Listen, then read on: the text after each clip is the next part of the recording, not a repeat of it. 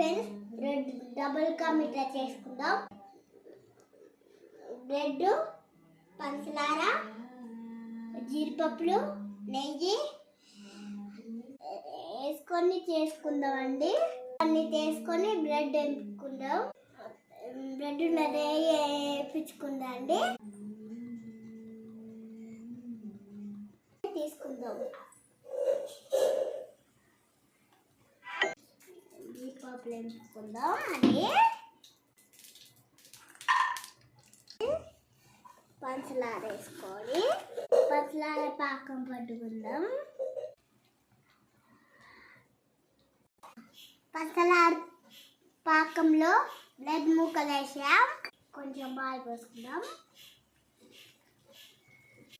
పోసుకున్న తర్వాత కాసేపు ఉడకనియాలి. జీడిపప్పు వేసుకుందాం. వేసి ఆపేద్దాం.